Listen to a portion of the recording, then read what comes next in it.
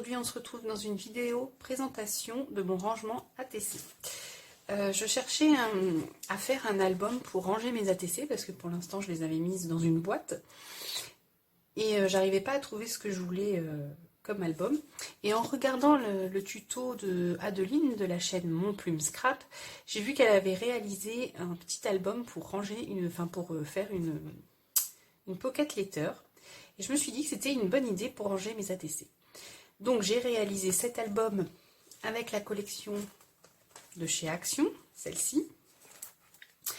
Alors cet album, il mesure 30,5 sur 23,5. Donc ici sur la couverture, j'ai mis cette magnifique feuille avec ses fleurs. Mais j'en avais pas assez, donc j'ai rajouté un papier qui se marie avec cette fleur. Et j'ai mis ici, tout le long, j'ai collé une dentelle pour cacher la jointure. Donc ça c'est une dentelle de chez Action. Ensuite, derrière, ça se présente comme ceci.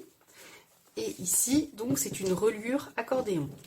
Donc ce qui fait que peu importe l'épaisseur que vous allez y mettre dedans, la reliure s'adaptera. Donc quand on l'ouvre, c'est très simple. Ici, j'y ai rien mis, donc juste mon papier imprimé. Et donc là, comme vous pouvez le voir, on retrouve les pochettes. Donc ce sont les pochettes où on range les cartes Pokémon. Hein. Donc moi, je les ai achetées à Cultura. Mais je sais que vous pouvez les réaliser si vous avez la fuse, vous pouvez les faire vous-même. Donc dans cet album, j'y ai mis 5 pochettes. Voilà. Donc vous voyez, il m'en reste encore quelques-unes à remplir.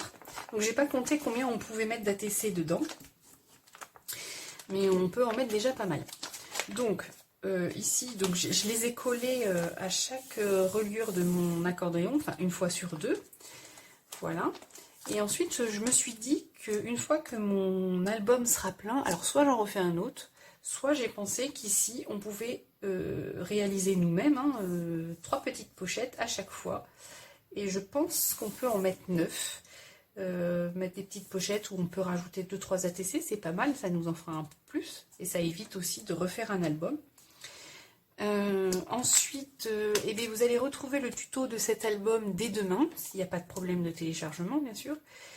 Et ce sera mon premier tuto, donc j'espère que j'aurai réussi à bien expliquer comme il faut. J'aurai pas trop bafouillé, parce que c'est pas facile.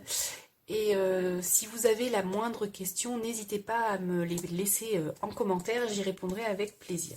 Donc, cette présentation est terminée, j'espère qu'elle vous aura plu, j'espère que mon tuto vous plaira. Et je vous dis à bientôt dans une prochaine vidéo. Bye bye!